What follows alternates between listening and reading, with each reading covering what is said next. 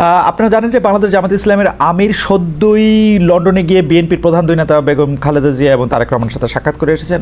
আমরা জামাত ইসলামের মুখে নির্বাচন সম্পর্কে একটি তারিখও শুনলাম। এখন জামাত ইসলামের নির্বাচন নিয়ে অবস্থান এবং অন্যান্য রাজনৈতিক অবস্থান নিয়ে আমরা কথা বলতে চাই। বাংলাদেশ জামাত ইসলামের সেক্রেটারি জেনারেল অধ্যাপক মিয়া গোলাম পারোয়ারকে পেয়েছি আমরা। জনাব মিয়া গোলাম পারোয়ার, আপনাকে আমরা আমাদের অনুষ্ঠানে স্বাগত জানাই। আপনি আমাদেরকে সময় দিয়েছেন, এসেছেন, সেজন্য আমাদের কৃতজ্ঞতা এবং শুভেচ্ছা জানবেন। আসসালামু আলাইকুম ওয়া রাহমাতুল্লাহি ওয়া বারাকাতুহু। খালিদ ভাই ঠিকানায় খালিদ ভাইকে আমিও আপনাকে মোবারকবাদ জানাই, শুকরিয়া জানাই এবং আপনার মাধ্যমে দেশবাসী এবং দেশের বাইরে প্রবাসী ভাই বোনদের জন্য আমি তাদেরকে আমার আন্তরিক শুভেচ্ছা, দর্শক শ্রোতাদেরকে আন্তরিক মোবারকবাদ জানাই। অধ্যাপক মিয়া গোলাম পারোয়ার, আমরা আপনাকে ধন্যবাদ জানিয়ে আপনাকে প্রশ্ন করতে চাই যে আপনি জানেন 2024 সালে 5 আগস্ট ক্যান্টনমেন্টে বৈঠক থেকে শুরু করে অন্তর্বর্তী সরকারের সঙ্গে, সমন্বয়কদের সঙ্গে, জাতীয় নাগরিক পার্টির সঙ্গে আপনাদের বোঝাপড়া আমরা বেশি দেখেছি। যদি বোঝাপড়া নাও হয়, আপনাদের কথাবার্তা একই রকম আমরা মনে হয়েছে। বিপরীতে বিভিন্ন সময় আপনি নিজেও বিএনপির সমালোচনা করেছেন। এখন লন্ডনে জামায়াতের আমিরের বৈঠক, বিএনপি শীর্ষ নেতৃবৃন্দের সঙ্গে, এরপর দেশে এসে ফেব্রুয়ারির মধ্যে নির্বাচন দাবি, এই সবটাই একটু ইউটার্ন মনে হয় কিনা যে একটু অবস্থানের পরিবর্তন? আপনারা কি অন্তর্বর্তী সরকার বা এনসিপির কে ছেড়ে বিএনপির দিকে ঝুঁকছেন কিনা? জনাব মিয়া গোলাম পারোয়ার। ধন্যবাদ খালিদ ভাই। আমি খুব বিনয়ের সাথে বলবো যে না, আমাদের অবস্থান নীতিগতভাবে যা শুরুতেই ছিল, আমাদের সম্মানিত আমিরে জামাত নির্বাচনে অংশগ্রহণ ইত্যাদি সম্পর্কে যে অবস্থানের কথা প্রথমেই বলেছিলেন, এখনো আমাদের অবস্থান সেটাই আছে। ইউটার্ন বলতে যেটা বোঝায়, আলহামদুলিল্লাহ আমাদের অবস্থানের ক্ষেত্রে আমরা কোনো ইউটার্নে যাইনি। আপনি হয়তো বলবেন যে গতকালকে দুজন মার্কিন উপসহকারী পররাষ্ট্রমন্ত্রীর সঙ্গে আমাদের সাক্ষাৎ পরবর্তী যে প্রেস ব্রিফিং এ আমিরে জামাত যে বক্তব্যটা দিয়েছিলেন, আর আজকে ওনার ইউরোপ, ইউকে ইত্যাদি সফরের পর আজকে যে উনি মিট দ্য প্রেস করেছেন, সেখানে উনি নির্বাচন প্রশ্নে সাংবাদিক বন্ধুদের প্রশ্নের জবাবে যা বলেছেন, এটার ভিত্তিতে অনেকে একটু ব্যাখ্যা বিশ্লেষণ করতে গিয়ে কেউ একটু মনে হচ্ছে যে অবস্থান কি জামাত ইসলামী বদলে ফেললো কিনা। আমি এখানে পরিষ্কার করতে চাই যে আপনার হয়তো খেয়াল আছে, উনি গতকালকে সাক্ষাৎকারের সময় পরিষ্কার করে বলেছেন, প্রথম সেন্টেন্স সেটা হচ্ছে কেয়ারটেকার সরকারের যিনি প্রধান, অর্থাৎ অন্তর্বর্তীকালীন সরকারের chief adviser doctor professor Yunus, ইলেকশনের যে আউটলাইনটা তিনি দিয়েছেন, তার টেন্টেটিভ ডেট যেটা বলেছেন যে ডিসেম্বর 25 অথবা 26 জুন। আমাদের আমিরে জামাত এটা পরিষ্কার বলেছেন যে কোনো ক্রমেই এই জুন অতিক্রম করা ঠিক হবে না।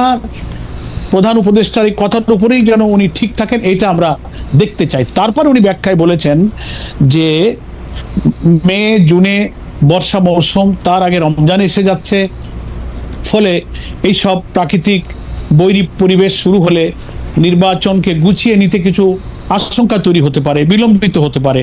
সেগুলো বিবেচনায় রেখে উনি এটা বলেছেন যে ভালো হয় যদি সব কিছুকে কভার করে বিফোর রমজান ইলেকশনটা করা যায়। আজকে আবার তিনি ব্যাখ্যা এটা বলেছেন পরিষ্কার করে যে নির্বাচন আমরা চাই ঠিকই, আমাদের সময় এবং দিনক্ষণের চেয়ে গুরুত্বপূর্ণ এবং ইম্পর্ট্যান্ট হলো যে কমপক্ষে নির্বাচনটাকে ফ্রি, ফেয়ার এবং ক্রেডিবল করার জন্য যে রিফর্মগুলো প্রয়োজন, police, civil administration, judiciary, constitution, এই সমস্ত জায়গাগুলো সংস্কার সম্পন্ন করে আর মানবতা বিরোধী অপরাধে, জুলাই অভ্যুত্থানের সাথে সংশ্লিষ্ট অপরাধীদের বিচারকে নিশ্চিত করে, দৃশ্যমান করে যদি ওনারা এই ওনাদের ঘোষিত ডেটের মধ্যে ইলেকশন করতে পারেন, আমাদের কোনো প্রবলেম নাই।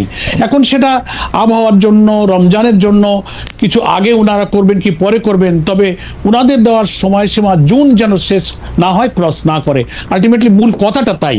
এখন এখান থেকে অনেকে ব্যাখ্যা নানা রকম করতে পারে। না স্যার, এখানে আরেকটু যদি পরিষ্কার হওয়া প্রয়োজন, কারণ প্রফেসর ডক্টর মোহাম্মদ ইউনূস এই 2025-এর ডিসেম্বর থেকে 2026 পর্যন্ত জুনের এই সময়সীমা নির্বাচনের জন্য বেঁধে দিয়েছিলেন আসলে 2024-এর ডিসেম্বরে।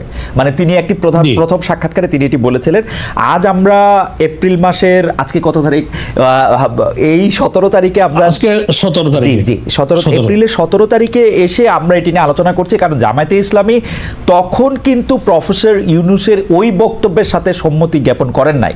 তারা তখনও নির্বাচনের সময় আসে নাই, নির্বাচনের সময় নিয়ে বিএনপি বাড়াবাড়ি করছে। আপনি নিজেও আসলে আপনার নিজের অনেক পলিটিক্যাল বক্তৃতা এটা বলেছেন। এই জন্য আমরা একটু জানতে চাইছিলাম এই শিফটটা এই সাক্ষাৎকার পরবর্তী কিনা, কারণ ডক্টর ইউনূস আগেও বলেছেন যে 2025-এর ডিসেম্বর থেকে উনি 2026-এর জুনের মধ্যে নির্বাচন চান, কিন্তু তখন আমরা জামাতে ইসলামীকে বলতে শুনেছি যে বিএনপি নির্বাচনের জন্য অস্থির হয়ে গেছে, এখনো আসলে নির্বাচনটা করা যাবে না। এখন আবার জামাতে ইসলামী বলতেছে যে না, 2025-এর ডিসেম্বর থেকে জুন পর্যন্ত যেহেতু উনি চেয়েছেন, আমরা চাই রমজানের আগে এটি শেষ করা হোক। তো এটি একটু শিফট কিনা আমরা আবারও একটু আমি খালিদ ভাই বলি যে এটা শিফট এই অর্থে না, যে আপনার বোধহয় মনে থাকবে যে আমরা যতই নির্বাচন নিয়ে কথা বলেছি কখনোই আমরা কিন্তু কোনো দিন, মাস, ক্ষণ, বছর কিন্তু কখনো আমরা বেঁধে দিইনি। আমরা বলেছি নির্বাচনটা ক্রেডিবল করার জন্য মাস, দিন, বছরের চেয়ে নির্বাচন নিরপেক্ষ হওয়াটা হচ্ছে ইম্পর্টেন্ট। এবং আমাদের আমিরে জামাতও বলেছেন যে আপনার সংস্কার কার্যক্রমটা মিনিমাম ইলেকশনটা ফেয়ার করার জন্য যে সংস্কার তো অনেক করা দরকার। আমাদের রাষ্ট্রের সমস্ত অর্গানগুলো করাপ্ট হয়ে গেছে, পলিটিসাইজ হয়েছে। এটা এই অনির্বাচিত একটা ইন্টারিম গভর্নমেন্টের পক্ষে করা সম্ভব নয়, ইট উইল টেক টাইম। কিন্তু ইলেকট্রাল প্রসেসটাকে সুন্দর করতে যেটুকু প্রয়োজন 5-6টা অর্গানকে হয়তো একটু রিফর্ম করতে হবে। আমরা বলেছি এইটুকু করতে যতটুকু সময় সরকারের প্রয়োজন ওইটাই হচ্ছে যৌক্তিক, ওইটাই রিজনেবল, ওইটুকু সময় দিতে আমরা রাজি। সেটা ফেব্রুয়ারি হোক, মার্চ হোক, জুন হোক, গভর্নমেন্ট যদি উইদিন দ্যাট ডেট এটাকে রিফর্ম করে করতে পারে, we have no complain, we are ready. Okay, কিন্তু আপনার কথা থেকেই বোঝা যাচ্ছে যে আপনারা আগে কোনো ডেট দেন না, এখন আপনারা ডেটের ব্যাপারে কথা বলছেন। এইটুকু শিফট কি আপনারা মানছেন কিনা? মানে অনেকে, কেন আমি প্রশ্নটা করছি, অনেকে বলছেন যে আপনারাই এনসিপিকে বা বৈষম্য বিরোধী ছাত্র আন্দোলনকে বলতেছিলেন যে এখন আসলে আপনারা নির্বাচন চান না, নির্বাচন পরে হোক, আগে সংস্কার হোক, আগে বিচার হোক, তারপরে নির্বাচন হোক। এখন আপনারা বলে অনেকে বলছেন যে এনসিপি থেকে আপনাদের যে সমর্থনের হাত সেটি আপনারা সরিয়ে নিয়েছেন, আপনারা এখন আবার বিএনপির দিকে ঝুঁকছেন। এটি একটি বলা আর না, আমরা এটাকে শিফট না বলে আপনি এইভাবে বলতে পারেন যে প্রধান উপদেষ্টা ঘোষিত যে ডেডলাইনের মধ্যে ইলেকশন করতে গেলে রমজান এবং বর্ষাকাল, এই ব্যাখ্যাটা আমাদের আমিরে জামাত করেছেন। এটাকে কেউ শিফট মনে করছেন, আমরা কিন্তু ঘোষিত ডেটের মধ্যেই আছি এবং আমরা কখনো ওনাদেরকে ম্যান্ডেটরি করিনি। আরেকটা কথা হচ্ছে যে আমাদের সাবেক প্রধানমন্ত্রী বেগম খালেদা জিয়ার সঙ্গে আমাদের সম্মানিত আমিরে জামাতের যে সাক্ষাৎ হলো লন্ডনে,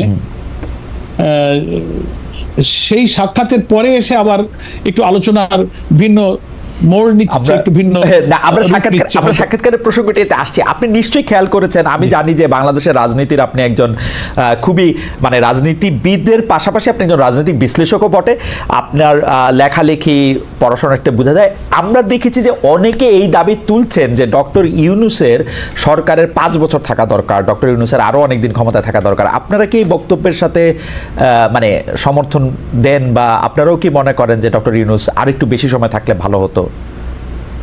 না, আমরা তা বলি না খালিদ ভাই। এই কারণে বলি না যে একটা গণতান্ত্রিক দেশে, গণতান্ত্রিক রাজনৈতিক নিয়মতান্ত্রিক এবং পার্লামেন্টারি সিস্টেম অফ ডেমোক্রেসি যে দেশে রাজনীতিতে আছে, সেই দেশে আমরা জুলাই অভ্যুত্থানের মধ্য দিয়ে নির্বাচিত জনপ্রতিনিধিদের কাছে ক্ষমতা হস্তান্তরের যে কমিটমেন্ট আমরা জনগণের কাছে করেছি, এবং প্রফেসর ডক্টর ইউনূসও অলরেডি তিনিও কমিটেড টু দ্য পিপল। সেই কারণে রিজনেবল সময় যেটুকু একটা নির্বাচন করতে লাগে সেই সময়টুকু দেওয়ার জন্য এই জাতি প্রস্তুত। সেটার জন্য 5 বছর সময়, এটা আমার মনে হয় কেউই মানে একটা ফ্রি ইলেকশনের জন্য 5 বছর সময় প্রয়োজন হয় না। তার আগেই কিন্তু সংস্কার শেষ করে সুষ্ঠু নির্বাচন দেওয়া সম্ভব। এই জন্য পাবলিক বা জনগণের একটা অংশ নানান কনটেক্সটে এই ধরনের ধারণা করাটাও তাদের দোষণীয় নয়, কারণ বর্তমান অন্তর্বর্তীকালীন সরকারের শাসনকালে কিছু সমালোচনাও যেমন আছে, আবার বিগত রমজান আমরা পার করেছি, আমাদের দ্রব্যমূল্য, আমাদের বিদ্যুৎ, আমাদের রেমিটেন্স, আমাদের পার ক্যাপিটা ইনকাম, আমাদের জিডিপি, নানান জায়গায় সূচক ভালো, এই প্রশংসা তো সবাই করছে। সে কারণে সাধারণ মানুষ যারা অত রাজনীতি সচেতন নয়, পলিটিক্সের অত ব্যাখ্যা, গঠনতন্ত্র, সংবিধান, পার্লামেন্টারি সিস্টেম অফ ডেমোক্রেসি এত কিছু বুঝতে রাজি না, তারা মনে করে ভালোই তো আছি। সেই কনসেপশনে একটা পাবলিক পারসেপশন হতেই পারে, আমরা এটাকে কখনো দর্শনীয় বলে করি না, কিন্তু বিং এ পলিটিক্যাল পার্টি আমাদের সংবিধান, আমাদের গঠনতন্ত্র, এগুলোর দিকে নজর রাখলে আমাদের কথা তো নিয়মতান্ত্রিক, আমাদের সংবিধান, আমাদের সাংবিধানিক এবং পার্লামেন্টারি সিস্টেমের দিকে তাকিয়ে একটা অন্তর্বর্তীকালীন সরকার আসলে তার কি দায়িত্ব, তিনি কি কমিটমেন্ট জাতির কাছে দিয়েছেন, সেগুলো সামনে রেখে আমাদের কথা বলতে হয়। সেজন্য আমরা আমাদের কথা বলছি যে আমরা নির্বাচনমুখী দল, আমরা একটা নির্বাচন সুষ্ঠুভাবে করতে যতটুকু গ্রহণযোগ্য সময় আমরা সরকারকে তা দিতে রাজি। অলরেডি গভর্নমেন্ট ইতিমধ্যে একটা টেন্টেটিভ আইডিয়া দিয়ে দিয়েছেন, আমরা তার উপরেই যেন সরকার ঠিক থাকে, এই জন্য আমরা এটাই বলেছি, এটি আমাদের। মিয়া ভাই, মানে স্যার জিনিসটা যেটা হইলো, আমরা এতদিন পর্যন্ত আমার আন্ডারস্ট্যান্ডিং ছিল যে জামায়াতে ইসলামের একটা আন্ডারস্ট্যান্ডিং হইলো যে যদি এখন ভোট হয় তাহলে জামায়াতে ইসলামী হয়তো পাওয়ারে আসবে না, পাওয়ারে আসবে হচ্ছে বিএনপি, বরং এই সরকার ক্ষমতায় থাকলে জামায়াতে ইসলামী যেগুলি করতে চায়, বিভিন্ন বিশ্ববিদ্যালয়ে ভিসি দেওয়া, বিভিন্ন জায়গায় তাদের জামায়াতে ইসলামীর মাইন্ডেড লোককে বসানো, যেটি সম্ভব হচ্ছে বা হয়েছে, সেটি এই সরকার থাকলে যতটা সম্ভব, বিএনপি সরকার আসলে এটি একটু কম সম্ভব বা কম। এই জায়গা থেকে কি এই সরকারের প্রতি এক ধরনের সহানুভূতি, এক ধরনের সমর্থন ছিল, এরকম অনেকে মনে করতেছেন? এটা আমার মত না, আমি সবগুলি মতকে একসাথে এটা বললাম যে জামায়াতে ইসলামী তো এখনই যতটা পাওয়ারে আসে, অন্য একটা দল যদি পাওয়ারে আসে তাহলে তো জামায়াতে ইসলামী এতটা পাওয়ারফুল থাকবে না। আপনি জামাত ইসলামীকে কোথায় পাওয়ারে দেখলেন? আমি তো এত দেখি না। আমরা কত মানুষের কত অনুরোধ করি, কত সুবিধা অসুবিধা দূর করার জন্য বলি, আমাদের কত 10টা বললে একটা হয়তো শোনে, কিন্তু আপনার বর্ণনা আর কিছু কিছু মিডিয়া এমন ভাবে জিনিসটাকে সবাই বলে যে সবগুলি বিশ্ববিদ্যালয় কি সুডো আপনাদের দখলে, শিক্ষক প্রশাসন থেকে শুরু করে উপাচার্য। না, এটা ঠিক না। আপনি চেক করেন, দেখেন কয়টা পাবলিক ইউনিভার্সিটি, কয়টা প্রাইভেট ইউনিভার্সিটি, কয়টা লোক। আমি তো দেখি না যে আমার দলীয় কোনো একটা লোক কোনো বিসি হয়ে আছে। মানে একটা লোক একটু ভালো হলে, সৎ হলে, মুখে একটু দাড়ি হলে, একটু নামাজি হলে বলে আরে এই লোকটা জামাতের লোক। এটা একটা আলোচনা। আমি আপনাকে খালি দিয়ে একটা উদাহরণ দিই। আমার ডিসি একবার খুলনা, আমি তখন মোস্ট প্রবাবলি এমপি ছিলাম, তো কিছু ঠিকাদার কন্ট্রাক্টররা নানান ভাবে, ওরা তো আনডিউ প্রিভিলেজ চায়, তার কাছে গিয়ে কিছু তাদের বিল টিল আনার জন্য গিয়েছে। তো গিয়ে বলছে যে ডিসি সাহেবকে যে স্যার আমাদের এই কাজগুলো একটু করে দেন, আমরা আপনাকে, ওরা আনডিউ কিছু প্রিভিলেজ দেওয়ার জন্য কিছু অফার টফার দিয়েছে আর কি। কিন্তু ডিসি সাহেব সৎলোক ছিলেন, উনি একেবারেই রিফিউজ করেছেন এবং খুব অসন্তুষ্ট হয়েছেন। ওই লোকগুলো ফেরত এসে আমাকে বলছে, পরোয়ার ভাই, খুলনার যে ডিসি এ বেটা জামাত করে। আমরা একটু কিছু টাকা দিতে চাইলাম, টাকা নিতে চাইলো না, অথচ ডিসি সাহেবকে আমি চিনতাম। কখনোই সে কোনো দলীয় কোনো কিছু লোক না, আমাদের কোনো দলীয় লোক না, একটা ভদ্রলোক, একটা অনেস্ট পার্সন। তো এই জন্য খালিদ ভাই, এটা একটা পারসেপশন হয়েছে যে লোকটা একটু নামাজি হলে, সৎ হলে, মিথ্যা না বললে, চলাফেরা যদি একটু পরিচ্ছন্ন পরিশুদ্ধ মনে হয়, বলে ও জামাত হয়ে গেছে। এটা থেকে কিছু তো লোক থাকে, কথা একটু পাইলে বলে এমনি তো নাচুনে বুড়ি, তারপরে আবার ঢোলের বাড়ি, ঢোলের বাড়ি দিলে বুড়ি আবার নাচে। ব্যক্তিগত অনেস্টি থেকে পার্টি এজ এ জামাতে ইসলামী, এজ এ পলিটিক্যাল পার্টি, আমরা জামাতকে কিন্তু অনেক রাগ ঢাকের মধ্যে দিয়ে যাইতে দেখি।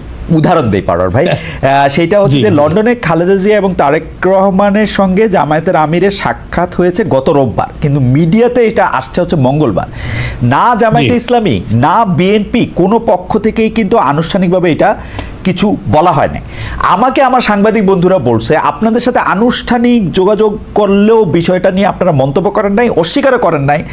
সংবাদ সম্মেলনে প্রথম আমরা দেখলাম জামায়াতের আমির আনুষ্ঠানিকভাবে বিষয়টা বলতেছেন।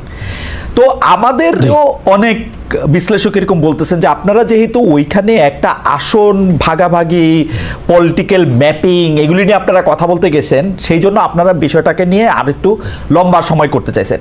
এর আগেও কিন্তু আমরা বিভিন্ন রাজনৈতিক প্রশ্নে, সেগুলো আমরা পরে আসবো, আমরা জামায়াতে ইসলামী যেহেতু সরাসরি খুব মিথ্যা কথা বলতে পারে না, তো জামায়াতে ইসলামী কি করে, চুপচাপ থাকে, বলতে চায় না, এক ধরনের কৌশলের আশ্রয় নেয়। ওইটা আপনি কিভাবে দেখবেন এই লন্ডনের বৈঠকটাকে শুরু করে পরে রাজনৈতিক বিশ্লেষণগুলিতে আমরা আসতেছি? না, ধন্যবাদ অবস্থান। খালিদ ভাই। আপনার ওই একটা কথা জায়গায় আমি একটু মানে বিনয়ের সাথে ভিন্ন মত বলি যে Please, please. জামাত ইসলামী সরাসরি মিথ্যা বলতে চায় না। আমরা সরাসরি তো বলি না, আমরা পরোক্ষ বা অসরাসরিও কখনো মিথ্যা বলি না। আপনার মিথ্যা প্রশ্ন আমাদের এড়ায় কাছে যান নেই। আর কি, তবে প্রশ্ন আমরা চুপ ঠিক, থাকতে পারি। যেই প্রশ্ন কখনো একটু কখনো আনকমফোর্টেবল ঠিক। এটা আপনার একটু এড়ায় যান, ঠিক। অন্য পলিটিক্যাল পার্টির মতো রিয়েক্ট অ্যাক্ট করেন না, মিথ্যা বলেন না, ঠিক এড়ায় যান আর কি। আমি এটার উদাহরণ একটু পরে দিব পরার ভাই আপনাকে। যাই হোক, এইটা যদি আপনি একটু আচ্ছা, বলেন। ঠিক আছে। যেটা তা আমি এইটা একটু বলে নিই। জি। আপনি যেটা শুরু জি, করেছেন, লন্ডনের আজকে meeting। আমাদের সম্মানিত আমির জামাত জি। মিড দ্য প্রেস এটা খুব পরিষ্কার করেছেন যে আমি যেহেতু ওনার রেগুলার আমাদের সফর ছিল Belgium, Brussels, UK, European union, commission, বিভিন্ন সংস্থার সাথে উনি বসেছেন। তো উনি কিছুদিন আগে উনি লন্ডনে গিয়েছিলেন। তো তখন সংক্ষিপ্ত সফর শেষ করে উনি চলে এসেছেন। ওনার পরিবারের সদস্য লন্ডনে থাকে।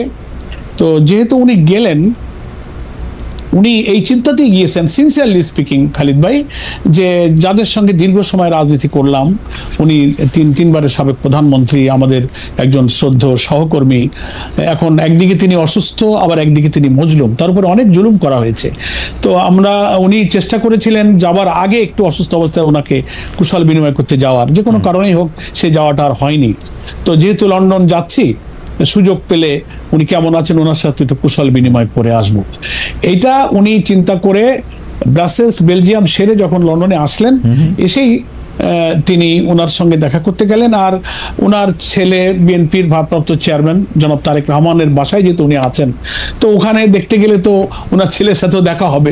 সেইভাবেই উনি এবং আমাদের নায়েবে আমির ডক্টর আব্দুল্লাহ মোহাম্মদ তাহের একসঙ্গে গিয়েছিলেন, এবং ওনারাও খুব কর্ডিয়ালি ওনাকে রিসিভ করেছেন এবং কিছু সময় ওনারা অতিবাহিত করেছেন, পারস্পরিক কুশল বিনিময় করেছেন। কিন্তু আসন বন্টন বা রাজনীতির কোনো ডিসিসিভ কোনো আলোচনা হয়নি। তবে এটা তো ঠিক, যেটা আজকে আমির জামাত মিড দ্য প্রেসে বলেছেন, যে আমি যদি এক জায়গায় বসে চা খাই আধা ঘন্টা 1 ঘন্টা, তো শুধু তো চা আর চুপ থাকা হয় না, কিছু গল্প তো হয় সেখানে, রাজনীতি, সমাজ, দেশ, নির্বাচন, অনেক প্রসঙ্গ আসছে। কিন্তু সেই আলোচনাগুলো ডিসিসিভ বা নীতি নির্ধারণী, সিদ্ধান্তকারী কোনো আলোচনা নয়। জাস্ট কথা বলতে হয়, গল্পে গল্পে কুশল বিনিময় করতে যেটুকু, সেটুকুই হয়েছে। এখন মুশকিল হয়েছে যে দীর্ঘদিন পর দুই শীর্ষ নেতা বা নেত্রীদের এই আলোচনাটা মানুষ তো আর সহজে নিতে চায় না, এর থেকে অনেক কিছু আবিষ্কার করছেন। সেরকমই কিছু কথা এর মধ্যে আমি আলোচিত মাঝখানে হচ্ছে। একটা প্রশ্ন করি। আমরা কিন্তু দেখতে পাচ্ছিলাম যে বিশেষ করে 5 আগস্টের পর, আমি যদি ম্যাপিংটা বলি, সেপ্টেম্বরের পর থেকে আসলে আমরা দেখেছি যে জামায়াতে ইসলামী এবং বিএনপি পরস্পর একটা যুযুধান অবস্থানে। জনাব শফিকুর রহমানও, জনাব মিয়া গোলাম পারোয়ারও, তারা তাদের রাজনৈতিক বক্তৃতায় বিএনপিকে আক্রমণ করে কথা বলেছেন, বিএনপির অতীত তুলে ধরে কথা বলেছেন, বিএনপির নেতৃত্বের জায়গা থেকে। আসলে জামায়াতে ইসলামী তো কখনো কাউকে সেরকমভাবে গালাগাল দিয়ে কথা বলে না, কিন্তু আসলে নেতিবাচক বা একটু দোষই তুলে ধরেছেন। এর একটা প্রভাব কিন্তু আমরা মাঠ পর্যায়ে দেখেছি, বিভিন্ন শিক্ষা প্রতিষ্ঠানে, বিভিন্ন জায়গায় জামায়াত এবং বিএনপির একটা আধিপত্যের লড়াই আমরা দেখেছি, সোশ্যাল মিডিয়াতে ক্রমাগতভাবে দেখছি। আপনি কি মনে করেন যে এই কুশল বিনিময়টা, যেটা ঢাকায়ও হতে পারত, ঢাকায় না হয়ে এটা যেটা লন্ডনে হলো, এইটার পরে কি এটা কমবে বা এটা একটা অন্য রূপ নিবে? জামায়াত আর বিএনপির মধ্যে কি আবার পুনর্বন্ধুত্ব তৈরি হবে? আমি বুঝতে পেরেছি খালিদ ভাই, আমি এই প্রসঙ্গটাই আসবো। তার আগে একটু শুরুটা করে নেই যে বিএনপির সঙ্গে জামাতের আপনার বক্তব্য অনুযায়ী যে কিছু দূরত্ব বা সমালোচনামূলক বক্তব্য উভয় পক্ষে হয়েছে, এটা মিডিয়াতে নানানভাবে এসছে। এই ব্যাপারে আমাদের পরিষ্কার বক্তব্য হলো যে জুলাই অভ্যুত্থানের পরে আওয়ামী ফ্যাসিবাদীর পতিত স্বৈরাচার যখন বিদায় নিল, রাজনীতিতে তারাই ছিলেন আমাদের সকলের প্রতিপক্ষ। আমরা তাদের বিরুদ্ধে তো জোটবদ্ধ আন্দোলন করেছি, লং টাইম করেছি, সকলেই আমরা নির্যাতিত। জামাত শুরুতে আমাদের উপরে আক্রমণ এসেছে, শেষ জুলুমও আমার শিকার হয়েছে আমাদের দলকে নিষিদ্ধ করে। বিএনপিরও প্রচুর তাদের উপরে জুলুম করা হয়েছে, তারাও মজলুম। আমাদের বিএনপি নেত্রী বেগম খালেদা জিয়া সহ হাজার হাজার লক্ষ লক্ষ কর্মী তারাও জুলুম শিকার হয়েছেন, তারাও কারাগারে কারাবন্দী হয়ে নির্যাতনের শিকার হয়েছেন। আমরা যেমন আমাদের নেতৃবৃন্দ জুডিশিয়াল কিলিং এর শিকার হয়েছে, কারাগারে মৃত্যুর মুখে ঠেলে দেওয়া হয়েছে নির্যাতন করে, আয়না ঘরে, ক্রস ফায়ার, রিমান্ড। তো এরকম নির্যাতনের শিকার কিন্তু বিএনপিও হয়েছে, এটা সম্পর্ক আমাদের ছিল। কিন্তু যখনই জুলাই অভ্যুত্থানের মধ্য দিয়ে রেজিমের পরিবর্তন হলো, পলিটিক্যাল যে প্রতিপক্ষ আমাদের না থাকায় একটা ধারণা হয়ে গেল যে সামনে নির্বাচন হবে, এবং ন্যাচারালি মানুষ মনে করতে লাগলো, এবং বিএনপি বা জামাতের জনশক্তির মধ্যে মাঠ পর্যায়ে এই ধারণা হওয়াটা অস্বাভাবিক নয় যে সবাই তো আমরা নির্বাচনে যাব। তো নির্বাচনে বিএনপি ভাবতে পারে যে এখন ইলেকশন আমাদের জামাতের সঙ্গে হবে, জামাত ভাবতে পারে আমাদের নির্বাচন এখন বিএনপির সঙ্গে হবে। তো নির্বাচনে বা রাজনীতিতে প্রতিপক্ষ বা প্রতিদ্বন্দ্বী প্রতিযোগিতা এটা তো খুব natural, that is beauty of democracy. এটা ছিল, কিন্তু কিছু কিছু কথা যখন আমরা শুনেছি বিভিন্ন দলের পক্ষ থেকে, ইভেন বিএনপির কিছু বন্ধুরা যাদের সাথে আমরা খুবই ঘনিষ্ঠ, খুবই ক্লোজ রিলেশন নিয়ে চলি, সমালোচনা করতে গিয়ে এমন এমন ভাষায় আমরা সমালোচনা শুনেছি যেগুলো আমাদেরকে খুব ব্যথা দিয়েছে, যে ভাষাগুলো আওয়ামী লীগ ব্যবহার করতো, তাদের ভাষা, আমি সে ভাষাগুলো এখানে আর বলতে চাই না, আমরা যে কোনো জিনিস তিক্ত না হোক, সেই ভাষায় আমরা কিছু সমালোচনা শুনতাম। তখন আমাদেরও তখন দায়িত্ব হয়ে পড়তো অন্তত ওই কথাটুকুর জবাব দেওয়া, যে ওই সমালোচনাটা যে সত্য নয়, তা যদি আমরা অতটুকু জবাব একেবারেই গার্ডের ল্যাঙ্গুয়েজের নিয়ম মেনে না দিই, তো আমাদেরও তো সংগঠনের কর্মীদের একটা মানসিকতা আছে। সেই কারণে রাজনীতিতে ভিন্ন মত, বক্তব্য, বিতর্ক এটা খুব, আমি মনে করি যে দর্শনীয় কিছু নয়, এটা গণতন্ত্রের একটা সৌন্দর্য। আমরা কিছু ভুল কথা হলে, ভুল সমালোচনা হলে আমরা তার জবাব দিয়েছি মাত্র। এটাকে অনেকে মনে করেছেন যে আপনাদের মধ্যে দ্বন্দ্ব, দূরত্ব, বিতর্ক, ঝগড়া হচ্ছে, এরকম কিছু না। তো আলহামদুলিল্লাহ অনেকটা কমে আসছে। আমরাও বিএনপির সিনিয়র নেতাদের সঙ্গে যখন একই সঙ্গে নানান সামাজিক, পলিটিক্যাল নানান ইস্যুতে, এই যে রমজান, ইফতার, নানান প্রোগ্রামে আমরা একত্রিত হয়েছি, অনেক সময় আমাদের মধ্যে এক্সচেঞ্জ অফ ভিউজ হয়েছে, ফোনে কথা হয়। তো সবাই আমরা ফিল করছি যে আমরা জুলাই অভ্যুত্থানে যারা আমরা মিত্র, তাদের মধ্যে কোনো বিতর্ক, বক্তব্য এমন পর্যায়ে না যাওয়া উচিত যে আওয়ামী ফ্যাসিবাদের কোনো স্পেস এখানে তারা পেয়ে যায়, তারা উৎসাহিত হয়, অনুপ্রাণিত হয়, তারা আনন্দিত হয়। এই দিকে আমাদের কারোরই যাওয়া উচিত নয়। আমি মনে করি উভয় দলের নেতৃবৃন্দের মধ্যে এই ফিলিংসটা এসেছে, এই সচেতনতা এসেছে। তো লন্ডনে বেগম খালেদা জিয়া এবং তারেক রহমানের সঙ্গে আমাদের নেতৃবৃন্দের এই সাক্ষাৎ, আশা করি উভয় নেতৃবৃন্দের মধ্যে এই পলিটিক্যাল যে কার্ডসি, এই সৌজন্যতা, এই শিষ্টাচারের মধ্য দিয়ে আমাদের রাজনীতির প্রতিযোগিতা থাকবে। আজকেও আমির জামাত বলেছেন যে প্রতিযোগিতা ভালো, মতের পার্থক্য ভালো, বিরোধী রূপান্তরিত না, বিরোধী রূপান্তরিত। এ ব্যাপারে আমরা সবাই ইনশাআল্লাহ সচেতন হতে পারবো। এই সাক্ষাৎ হয়তো আমাদেরকে সেই পজিটিভ দিকে নিয়ে যেতে পারে। আমি আপনার বক্তব্য একদম পরিষ্কার, কারণ জামায়াতে ইসলামের সেক্রেটারি জেনারেল একটি এমন একটি পদ, এই পদ হচ্ছে যে ভবিষ্যতে জামায়াত আসলে কি করবে, এই মুহূর্তে জামায়াত আসলে কি ভাবছে, তার শব্দ, তার বাক্য দিয়ে এটি সবসময় বোঝা গিয়েছে গত 20-25 বছর ধরে। আমি আপনার এই বক্তব্যে এনসিপির ভবিষ্যৎ একদম অন্ধকার দেখছি। আমি দেখছি যে জামায়াতে ইসলামী এনসিপি থেকে সমর্থন একদমই সরিয়ে নিয়েছে। আমি দেখতে পাচ্ছি যে জামায়াতে ইসলামী আর এনসিপির সঙ্গে নাই। এনসিপি যেমনটি ভাবছিল যে আন্দোলনের সময় যেমন শিবির বা জামায়াত এনসিপির সঙ্গে ছিল, দল গঠনের পরেও তারা সঙ্গে থাকবে, সেটি আর হচ্ছে না। আপনি কোনো মন্তব্য করবেন কিনা আপনার বক্তব্য থেকে? এইটি আমার সামারাইজেশন।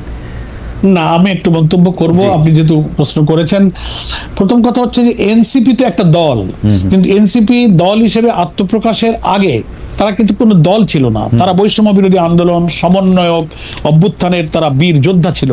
সেই হিসেবে মাঠে আমরা জুলাইয়ের মৃত্যু হিসেবে আমরা তাদের সাথে খুব ঘনিষ্ঠ বন্ধুত্বপূর্ণ সম্পর্ক, সন্তান তুল্য স্নেহ, সাহচর্য দিয়ে আমরা কিন্তু একসঙ্গে চলেছি। এখনো কিন্তু ইন্ডিভিজুয়ালি সে সম্পর্কটা তাদের সঙ্গে আমাদের আছে। কিন্তু যখন তারা একটা দল হিসেবে আত্মপ্রকাশ করলো, দল মানে পলিটিক্যাল পার্টি, তারা রেজিস্ট্রেশন নিবে, নির্বাচনে যাবে, তাদের নিজস্ব একটা লক্ষ্য, উদ্দেশ্য, কর্মসূচি, একটা ইলেকশনের পলিসি তাদের আছে, তারা নির্বাচন করবে, তখন তো দল টু দল, একটা ওয়ান টু ওয়ান সম্পর্কের প্রশ্ন তখন এসে দাঁড়ালো।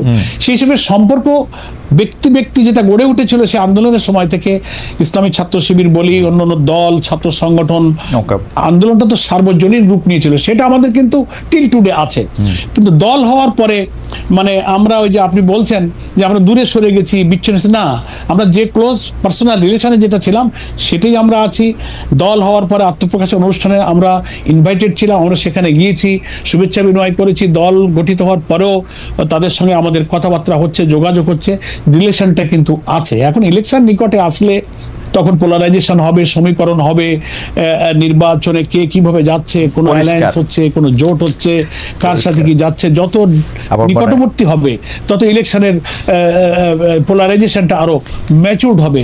সেজন্য আমাদেরকে অপেক্ষা করতে হবে যে কখন কার সাথে কখন কি রিলেশন ইলেকশন পলিটিক্সে রূপ নেয়, সেজন্য আমাদের অপেক্ষা করতে হবে খালেদ ভাই। আমরা আপনার বক্তব্যে একদম পরিষ্কার, আশা করি দর্শকরা বুঝতে পেরেছেন যে যখন একটি আদর্শগত প্ল্যাটফর্ম এক ছিল তখন সবাই মিলে এক ধরনের আন্দোলন করা হয়েছে, পরে যখন রাজনৈতিক দল তখন তারা তো তাদের নিজস্ব দল মত লক্ষ্য ইশতেহার সেগুলি থাকবেই এবং পরে সেগুলি আমরা আপনার কাছে পরবর্তী প্রসঙ্গে যাওয়ার আগে দর্শকদের কাছে আমরা প্রশ্ন করেছিলাম যে লন্ডনে বেগম খালেদা জিয়া ও তারেক রহমানের সাথে দেখা করেছেন জামাত ইসলামের ডক্টর শফিকুর রহমান। প্রিয় দর্শক, এতে বিএনপি জামায়াতের দূরত্ব কমবে বলে মনে করেন কিনা দর্শকদের এই প্রশ্ন করেছিলাম আমরা। দর্শকদের মধ্যে শতকরা 62% মনে করছেন যে এতে করে দূরত্ব কমবে, শতকরা 38% মনে করছেন যে এতে করে দূরত্ব কমবে না। 42,000 দর্শক ভোট দিয়েছেন। আমি একটু পরবর্তী প্রসঙ্গে আসি। অধ্যাপক মিয়া গোলাম পরোয়ার স্যার, আমাদের পরবর্তী প্রসঙ্গ হচ্ছে, আপনি জানেন যে পররাষ্ট্র সচিব পর্যায়ের বৈঠক হয়েছে পাকিস্তানের সঙ্গে বাংলাদেশের। সেইখানে 3টা বিষয়ে তারা সুরাহা চেয়েছে বাংলাদেশ।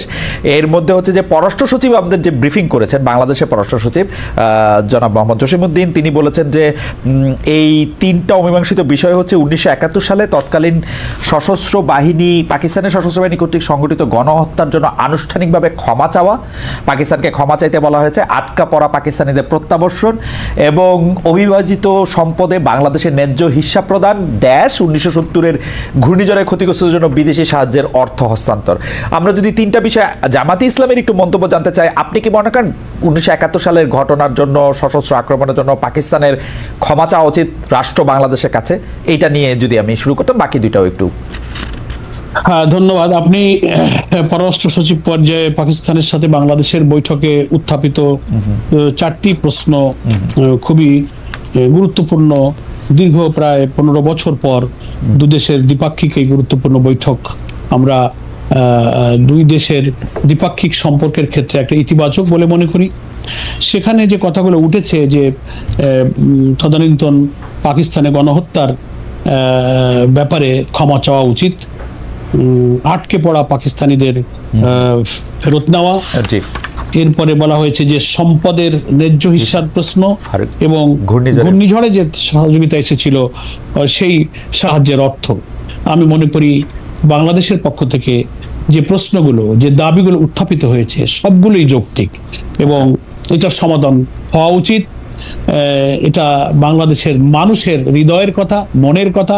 আমরা জামাত ইসলামী মনে করি আমরা সাদাকে সাদা বলি, কালোকে কালো বলি। ফলে গণহত্যা যে হয়েছে এটা ওয়ার্ল্ড অ্যাকসেপ্টেড ম্যাটার। ফলে সেই গণহত্যার সাথে যারা জড়িত ছিল, প্রকৃতভাবে যারা জড়িত ছিল তার প্রমাণ আছে, ফলে তাদের ক্ষমা চাওয়া উচিত। এবং আটকে পড়া পাকিস্তানিরা এখানে অনেক মানবতার জীবনযাপন করছে, তাদের অনেকের খুবই অমানবিক জীবন সম্পর্কে আমরা অবহিত আছি। এদের ফেরত নেওয়ার দাবি যথার্থ এবং সম্পদের ন্যায্য হিস্সার যে প্রশ্ন উঠেছে, ঘূর্ণিঝড়ের সময়ের যে ত্রাণ সাহায্যের প্রশ্নটা সম্পর্কে যদিও আমরা ওই সময়ে বয়সের চেতনায়, সচেতনতায় কতটা ম্যাচিউর ছিলাম না, এই ব্যাপারে কি তথ্য আছে আমি জানি না। যদি সেটা সত্য হয়ে থাকে, এই অর্থের ব্যাপারে এই সব কিছুরই একটা ন্যায্য মীমাংসা এবং নিষ্পত্তি হওয়া উচিত। এটাকে আমি ইতিবাচকভাবে দেখি। খালিদ ভাই। জি স্যার, আপনি একদম স্পষ্টভাবে বললেন যে যেহেতু গণহত্যা হয়েছে সেটা সারা দুনিয়া জানে, সেহেতু তাদের এই অবস্থানের ক্ষেত্রে তাদের ক্ষমা চাওয়া উচিত। আটকে পড়া পাকিস্তানের প্রত্যাবর্ষণটাও একটা দাবি, ন্যায্য হিসাব প্রদান সেটি আসলে থার্ড পার্টি, মানে আমি মনে করে থাকি আমাদের যে দাবি আন্তর্জাতিকভাবে যদি এটি প্রমাণিত হয় তাহলে নিশ্চয়ই এটি দিতেও পারবে। আমি এখন যদি একটু জামায়াতে ইসলামের অবস্থান জানতে চাই। 1971 সালে জামায়াতে ইসলামীও তো, আমি বারবার এই প্রশ্ন জামায়াতে ইসলামের নীতিবিদকে আমার করতে হয় যে 1971 সালে তো জামায়াতে ইসলামীরও একটা অবস্থান ছিল। সেই অবস্থান থেকে কি জামায়াতে ইসলামী তাদের জায়গা থেকে তারা জাতির কাছে ক্ষমা চাইবে কিনা, তাদের অবস্থানটা ভুল ছিল সেরকম বলবে কিনা, তারা এটা সম্পর্কে নতুন কোনো মন্তব্য আর দিবে কিনা? আমি একটু আপনাকে মনে করে দিই, জনাব মিয়া গোলাম পরোয়ার, আমাদের জামায়াতে ইসলামীর সাবেক আমির মরহুম অধ্যাপক গোলাম আজম কিন্তু তার একটা বক্তৃতায় কাছাকাছি একটা কথা বলেছিলেন, কিন্তু সেটা তার আনুষ্ঠানিক জামায়াতে ইসলামীর একটা ক্ষমার প্রস্তাবনা কিনা, সেইটা একটা ভুল স্বীকার করা কিনা, সেটা আমরা জানি নাই এখন এই ব্যাপারে আপনাদের দলগত অবস্থান কি অধ্যাপক? ধন্যবাদ। আপনি একটা রিয়েল হিস্ট্রি তুলে ধরেছেন। অধ্যাপক গোলাম আজম আমাদের সাবেক আমিরে জামাত, উনি যখন নাগরিকত্ব উচ্চ আদালতের পুনর্বহালের মাধ্যমে যখন আদালত থেকে নাগরিকত্ব সহকারে মুক্ত হলেন, তখন বায়তুল মোকাররমের উত্তর গেটে ওনাকে একটা নাগরিক একটা সম্বর্ধনা দেওয়া হয়েছিল, ঐতিহাসিক সম্বর্ধনা। সেই বক্তব্যটা নিশ্চয়ই বিং এ জার্নালিস্ট আপনি হয়তো সে বক্তব্যটা পেয়েছেন, বুকলেট আকারে সারা দেশে আমরা ছেপেছিলাম। সেখানে তিনি শেখ মুজিবুর রহমান, সরওয়ার্দী, শেরে বাংলা, জিয়াউর রহমান, মৌলানা আতহার আলী, আর অনেক, মৌলানা ভাসানী, বাংলাদেশের জনগণের ঐক্য, স্বাধীনতা, জাতীয় মুক্তি, এদেশের মানুষের কল্যাণে যাদের যে অবদান সব স্বীকার করেছিলেন। এবং স্বাধীনতা যুদ্ধকালে উনি খুব কর্ডিয়ালি, মানে হৃদয় খুলে বলেছিলেন যে আমরা মানুষ, আমাদের রাজনীতির নানান ভূমিকায় ভুল হতে পারে। তো আমি সকলের কাছে আজ আমার আচরণে আমাদের কোনো ভূমিকায় আপনারা কষ্ট পেয়ে থাকলে আমরা সেটা ক্ষমা সুন্দর দৃষ্টিতে দেখার জন্য আবেদন করছি। সেই বক্তব্যের বক্তব্য কিন্তু আমাদের কাছে আছে এবং সারা দেশের মানুষের কাছে সেটা গিয়েছিল। খালিদ ভাই, আমি মনে করি যে ওই সময় জামাত ইসলামী অখণ্ড পাকিস্তানের যে পক্ষ নিয়েছিল, এটা তো নিশ্চয়ই সত্য। এটা একটা পলিটিক্যাল ডিসিশন। রাজনীতির পরবর্তী ইতিহাস বিশ্লেষকরা এই সিদ্ধান্তকে ভুল বলতে পারেন, এই অধিকার সবার আছে। তো সেই কনসেপশনেই কিন্তু অধ্যাপক গোলাম আজম, এই মাটি মানুষ, এখানেই তিনি জন্মেছিলেন। তার প্রেক্ষিতে রাজনৈতিক সিদ্ধান্তের ভিত্তিতে দেশের মানুষের পারসেপশন বিবেচনা করেই কিন্তু বায়তুল মোকাররমের উত্তর গেটে তিনি কিন্তু নিজের অকপট এই বক্তব্যটা তিনি দিয়েছিলেন। আমি মনে করি তার বক্তব্যের মধ্য দিয়ে সেই সময় জামাত ইসলামীর আমির হিসেবে তিনি তার বক্তব্যের মধ্য দিয়ে সেটাকে তিনি মেনে নিয়েছেন, স্বীকার করেছেন। এবং আমাদের একটা বাস্তবতা কি খালিদ ভাই, যারা বাংলাদেশে জামাত ইসলামের বিরোধিতা করে শুধু যে কোনো যৌক্তিক কারণে করে তা না, জামাত ইসলামীর কে নানান দৃষ্টিভঙ্গিতে তারা সমালোচনা, আমরা যত কথাই বলি, কিন্তু জামাতকে তারা পছন্দ করতে চায় না। পলিটিক্যাল একটা ইন্টেনশন থেকে, একটা আদর্শিক জায়গা থেকে তারা কিন্তু, আমরা ভূমিকার ক্ষেত্রে হা না, বা অধ্যাপক গোলাম আজম সাহেব কি বলেছেন, আমরা যদি আরো 2-3 বার ওনার মতো করে কোনো কথা বলি, এই কথা কোনোদিন শেষ করবে না। আমার মনে স্যার সমাজে কিন্তু আছে। স্যার আপনি যদি খেয়াল করেন, আপনি দেখবেন, আপনি আমার চেয়ে অনেক বেশি জানেন। বাংলা একটা প্রবাদ আছে, মায়ের কাছে মাসির বা মায়ের, না ঠিক আছে, যে ওই গল্প বলে তো আসলে লাভ নাই। কিন্তু জামায়াত ইসলামী কিন্তু খুব মানে আমি কি বলবো, যে খুবই আর্কাইভ মেনটেন করা, খুব রেকর্ড মেনটেন করা, তাদের প্রত্যেকটা জায়গায় আমি একটা খুবই, মানে কি বলবো, এটাকে একটা নিখুঁত পেশাদারত্বের আমি একটা ছাপ পাই, যার জন্য আমি জামাত ইসলামীকে সবসময় এর জন্য আমি অভিনন্দন এবং শুভেচ্ছা জানাই। আপনাদেরকে 71-এর প্রশ্নে প্রশ্ন করলে শুধু মরহুম আমিরে জামাত গোলামে আজমের কথাই শুধু বলতে হবে কেন? আপনারা একটা দলগতভাবে একটা রেজলিউশন কেন নেন না, এটা কেন বলেন না, সেটা একটু আমাদের একটু বলবেন কিনা? কারণটা হচ্ছে, আমরা কিন্তু সুযোগ পাইলে আমরা দেখি জামায়াত ইসলামের নাম করে, কেন্দ্রীয় পর্যায়ে না, কিন্তু জামায়াত ইসলামের নাম করে আক্রমণ করা, 71 সালকে আক্রমণ করা, স্বাধীনতা যুদ্ধকে ঠিক ওন না করা, মানে কি বলবো। আপনার নিশ্চয়ই মনে আছে, আমরা যেহেতু গোলাম আজম সাহেবের কথা বললাম, তার বড় ছেলেও আয়নাঘর থেকে মুক্তি পেয়ে এসে প্রথম কথা বললেন যে আমরা জাতীয় সঙ্গীতটি বদলে দিতে চাই, বা এই জাতীয় সঙ্গীত চাই না। পরে জামায়াতকে আবার বলতে হইলো যে না, আমরা আসলে এই জাতীয় সঙ্গীত, মানে এই অবস্থানটা একটা রেজলিউশন নিয়ে একটা পরিষ্কার করে, মাফ করবেন, পরিষ্কার করে বললে এইটা কি জামায়াতে ইসলামীর রাজনৈতিক একটা পরাজয় হবে বলে আপনারা মনে করেন? মানে গোলাম আজম সাহেবের বক্তব্যটাই আপনারা যদি একটা রেজলিউশন নিয়ে পরিষ্কার করে বলেন, কোনো যদি কিন্তু তবে ছাড়া, যারা না, যদি না, ধন্যবাদ খালিদ ভাই। আমরা মনে করি যদি প্রয়োজন হয়, আমরা তো বারবার কথা বলেছি, এবং আমার মনে আছে যে আমাদের সম্মানিত বর্তমান আমির ডক্টর শফিকুর রহমানও ঠিকানাতে আপনার সঙ্গে সাক্ষাৎকারে এই প্রশ্নে কিন্তু উনি চমৎকার আপনার প্রশ্নের জবাব দিয়েছিলেন, উনি বক্তব্য রেখেছিলেন। এবং আমরা মুক্তিযুদ্ধ, বাংলাদেশের স্বাধীনতা, বীর মুক্তিযোদ্ধাদের বীরত্বপূর্ণ সংগ্রামের কথা আমাদের বাংলাদেশ জামাত ইসলামের গঠনতন্ত্রের ভূমিকায় পরিষ্কার করে ডিক্লারেশন দিয়ে বলেছি। এখন আপনি যদি মনে করেন, বা জনগণ যদি মনে করে যে না, আমাদের এখন কিছু পরিবর্তিত রাজনৈতিক পরিস্থিতিতে জামাত ইসলামের জনগণের কাছে কিছু বলা উচিত, আমরা ভাববো, প্রয়োজনে আমরা ইনশাল্লাহ বলবো। আপনাকে অনেক ধন্যবাদ। আমি একটু আপনাকে উদ্ধৃত করতে চাই যে কোথায় বিভিন্ন রকমের কনফিউশন তৈরি হয়। যেমন এই স্বাধীনতা দিবসে আপনি বলেছেন ৭১-এ প্রকৃত স্বাধীনতা অর্জিত হয় নাই, ২৪-এই দ্বিতীয় স্বাধীনতা। আমরা যদি আপনার কথাগুলিকে একটু বিশ্লেষণ করি যে প্রকৃত বা আসল স্বাধীনতা মানে কি, আসলে এটা কি ভেজাল স্বাধীনতা, মানে ২৪ পর্যন্ত কি তাহলে আমরা পরাধীন ছিলাম? মানে আমি কিন্তু শেখ হাসিনার আমলটা মাথায় রেখেই বলতেছি যে ১৫ বছর মানে হেন দুঃশাসন নাই, শেখ হাসিনা আমাদেরকে তার মধ্যে দিয়ে নেন নাই, কিন্তু তার জন্য কি ৭১ একটা ভেজাল স্বাধীনতা হয়ে যাবে? এবং না না ভেজাল, মানে আপনি বলছেন যে প্রকৃত স্বাধীনতা অর্জিত হয় নাই। পরার ভাই শেষ হয় তো আমি বলি। জি জি বলেন। আমি বলি, আপনি জানবেন আমাদের বাংলাদেশের স্বাধীনতা ঘোষণার যে উদ্দেশ্য ছিল, the proclamation of independence, article 152 sub article, সংবিধানের যে ৭ম তফসিলও আছে, 10ই এপ্রিল ১৯৭১-এ যে ঘোষণাটা আমাদের ছিল, in order to ensure for the people of Bangladesh equity, human dignity and social justice, declare and constitute Bangladesh to be sovereign. কি বলা হয়েছে? সাম্য, মানবিক মর্যাদা ও সামাজিক সুবিচার প্রতিষ্ঠার জন্য স্বাধীন সার্বভৌম বাংলাদেশ প্রতিষ্ঠার ঘোষণা। এই যে ঘোষণা দিয়ে, এটাই তো মুক্তিযুদ্ধের প্রকৃত চেতনা, স্বাধীনতার মূল লক্ষ্য এখানে কিন্তু বিধৃত হয়েছে। তো এখন আমাদের ৭২ সালে ৪ নভেম্বর কিন্তু গণপরিষদের সংবিধান পাশ হয়েছে। এখন আমাদের সংবিধানে কিন্তু এই মুক্তিযুদ্ধের এই চেতনার কথা, লক্ষ্যের কথা বলা হয়েছে। আমরা বলেছি এই সেন্সে যে স্বাধীনতার ৫৩ বছর পরে আমাদের মানুষের মধ্যে সেই সাম্য, সেই হিউম্যান ডিগনিটি, সেই সোশ্যাল জাস্টিস এখনো এদেশের মানুষ পায়নি। তাই ২৪-এর একটা ফ্যাসিবাদের ইতিহাসের বর্বরতম, নিষ্ঠুরতম ফ্যাসিজম, আমি বলবো উনি শুধু ফ্যাসিস্ট নন, উনি স্যাডিস্ট ছিলেন। এই কর্তৃত্ববাদী শাসনের বিদায়ের পরে আমরা যে নতুন একটা বাংলাদেশ পেয়েছি, কর্তৃত্ববাদী শাসনের হাত থেকে মুক্তি পেয়েছি, এখন আমাদের সাংবিধানিক কাঠামোগত রাষ্ট্র সংস্কারের নানান যে চিন্তা আসছে, এর মধ্যে দিয়ে এমন একটা রাষ্ট্রযন্ত্রে আমরা ফিরে যেতে চাই যেখানে সেই ৫৩ বছরে না পাওয়া সাম্য, না পাওয়া মানবিক মর্যাদা, না পাওয়া সোশ্যাল জাস্টিস যেন আমরা ফিরে আনতে পারি। এই সেন্সে হয়তো অনেকে বলছে যে দিস ইজ সেকেন্ড ইন্ডিপেন্ডেন্স, এই সেন্সে বলছি, কিন্তু স্বাধীনতা অবশ্যই ৭১ সালে আমরা অর্জন করেছি। এটাই আমাদের মুক্তিযুদ্ধের প্রকৃত মুক্ত জীবন, স্বাধীন জীবন ছিল।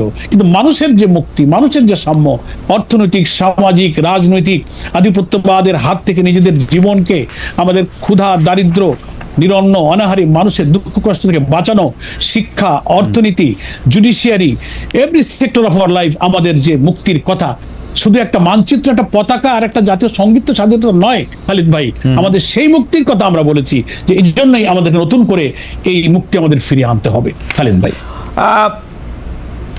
আমরা একটু পুরনো কথায় ফিরে আসি যে আপনি মানে আপনার বক্তব্য এবং বিএনপির নেতৃবৃন্দের বক্তব্যের মধ্যে থেকে আমরা একটা তুলনামূলক বিচার আমাদের রিসার্চ টিম দেখছিল যে গত কতদিনে কি বলা হয়েছে। এর মধ্যে কিছু শব্দ আছে, যেমন আমি শব্দগুলি যে আপনি যেমন বলছেন যে বিএনপি বিভিন্ন সময় স্বাধীনতা বিরোধী কাউকে কাউকে এমপি, মন্ত্রী, রাষ্ট্রপতি বানিয়েছে, তেমনি বিএনপি থেকে বলা হয়েছে যে জিয়ার আমলে জামায়াতে ইসলামী প্রত্যাবর্তনের সুযোগ পায়, ৪ দলীয় জোট সরকারের মাধ্যমে আপনাদের নেতারা এমপি হয়েছে, মন্ত্রী হয়েছে। এসব বিষয় তুলে ধরে জামায়াতে ইসলামীর কয়েক মাসের ভূমিকাকে মুনাফিকি, এই শব্দটা বলা হয়েছে, মুনাফিকি এটা করছে, এইটাকে আপনারা কি বলবেন? মানে আমরা কি জামায়াতে ইসলামীকে এইরকম একটা দেখবো যে জামায়াতে ইসলামী সতত মানে রাজনৈতিক ময়দানে তার সমর্থন বা সহযোগিতা বদলানোর জন্য সতত রং পরিবর্তনকারী একটা দল, যদি তাদের কথা এটা ঠিক হয় না, আপনি এটাকে কিরকম? আমি ধন্যবাদ জানাই এই প্রশ্নটা উত্থাপনের জন্য। প্রথম আমি দুঃখ প্রকাশ করছি যারা একটা রাজনৈতিক দলকে মুনাফিক শব্দ দিয়ে অভিহিত করেছে, এটা সঠিক কিনা আপনার মাধ্যমে আমি দর্শক শ্রোতা দেশবাসীর কাছে আমি এই প্রশ্নের জবাব দেওয়ার জন্য উত্থাপন করলাম। আমরা জামাত ইসলামী কখনো আমাদের আচার আচরণে মুনাফিকি করেনি। শহীদ রাষ্ট্রপতি জিয়াউর রহমান রাষ্ট্র ক্ষমতা নেওয়ার পরে তিনি যে রাজনৈতিক দলের উপর যে নিষেধাজ্ঞা উনি তুলে নিলেন, পলিটিক্যাল পার্টি রেগুলেশন যেটাকে পিপিআর বলা হয়, সেই প্রত্যাহারের সুযোগে বাংলাদেশে শুধু জামাত ইসলামী কেন, অন্যান্য রাজনৈতিক দলের লোকেরাও তো রাজনীতি করার সুযোগ পেয়েছিল। আওয়ামী লীগের রাজনীতি, অন্যান্য দলের রাজনীতি, অন্যান্য অনেক ইসলামী দলের রাজনীতি, তখন তো কোনো আমরা দল ছিলাম না। তো ফলে শুধু জামাত ইসলামীকেই বলা হচ্ছে, এবং আমরা তো কোনো করুণার কারণে, দয়ার কারণে নয়, একটা আইনগত অধিকারের সুযোগ নিয়ে তখন জামাত ইসলামী সহ অনেক রাজনৈতিক দল রাজনৈতিক অধিকার ফিরে পেয়েছিল। এটার জন্য শহীদ রাষ্ট্রপতি জিয়াউর রহমানের যে বহুদলীয় গণতন্ত্র, যে মাল্টিপার্টি ডেমোক্রেসির যে দর্শন নিয়ে তিনি বাম, ইসলামী এবং সব পন্থার লোককে এক মোহনায় এনে দেশ গড়ার যে রাজনীতিতে চলে গিয়েছিলেন, আমরা পরবর্তীকালের এখন যারা বিএনপির দায়িত্ব পালন করছেন, সেই উদারতা, সেই বক্তব্য, সেই দৃষ্টিভঙ্গির মাঝখানে কিন্তু বেশ কিছু গ্যাপ আমরা লক্ষ্য করি। সেজন্য এটার জন্য আমরা উই আর গ্রেটফুল টু শহীদ রাষ্ট্রপতি জিয়াউর রহমান, কারণ তিনি এই উদারতা দিয়ে বহুদলীয় গণতন্ত্র এনেছিলেন এবং তার বেনিফিশিয়ারি অনেক দল। এখন কথা হলো যে এটাকে যদি তারপরে আমরা 79 ইলেকশনে অংশ নিয়েছি, আমরা পরবর্তী সব ইলেকশনে অংশ নিয়েছি, 91-এ আমরা একা একা কোনো জোট ছাড়া নির্বাচনে নিয়ে 18টি আসন পেয়েছি, আমরা মহিলা এমপি ছিলাম, আমরা 2001-এ ইলেকশন করেছি। আওয়ামী ফ্যাসিবাদ এবং আওয়ামী দুঃশাসন এবং আধিপত্যবাদ বিরোধী একটা জোট করে বেগম খালেদা জিয়া, অধ্যাপক গোলাম আজম, হোসেন মোহাম্মদ এরশাদ এবং শাইখুল হাদিস আল্লামা আজিজুল হক, এই 4 নেতার নেতৃত্বে মোস্ট প্রবাবলি 99 সালের দিকে একটা 4 দলীয় জোট আমরা গঠন করেছি। এগুলো তো দেশের রাজনীতি, দেশের আধিপত্যবাদ বিরোধী জনতাকে তাদের আদর্শিক জীবন, মুক্ত জীবনে নেওয়ার জন্য এগুলো বেগম জিয়া, আমরা বলবো তিনি দেশকে ভালোবাসেন, দেশপ্রেম থেকে আদর্শিক ভিন্ন মত পথ ভুলে তিনি সকলকে, তিনিও কিন্তু শহীদ রাষ্ট্রপতি জিয়ার মতো একসাথে এসে আধিপত্যবাদ বিরোধী রাজনীতির একটা পাটাতন তিনি তৈরি করেছিলেন। এটা তো জামাতও সেখানে এসেছিল, সেখানে অনেককে অনেক কিছু স্যাক্রিফাইস, কম্প্রোমাইজ করতে হয়েছে। এটা কোনো করুণা নয়, এটা ছিল সেই সময়কার পলিটিক্যাল রিয়েলিটি।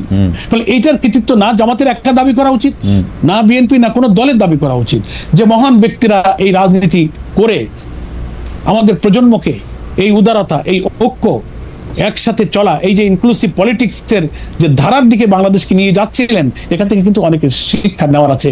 কিন্তু দুর্ভাগ্য, দুঃখ হলো এখন আমরা যারা রাজনীতি করছি আমাদের মধ্যে সেই উদারতা সকলকে নিয়ে আমি তো একজন নবীন পার্লামেন্ট মেম্বার ছিলাম, আমার মনে আছে সেদিনের কথা, 2001 থেকে আমি 6 পর্যন্ত যে এমপি ছিলাম, সেখানে আমরাও অনেকের বিরুদ্ধে পার্লামেন্টে অনেক বক্তব্য রেখেছি, সিনিয়র পার্লামেন্টারিয়ান, রাজনৈতিক অনেক বিতর্ক পার্লামেন্টে হয়েছে।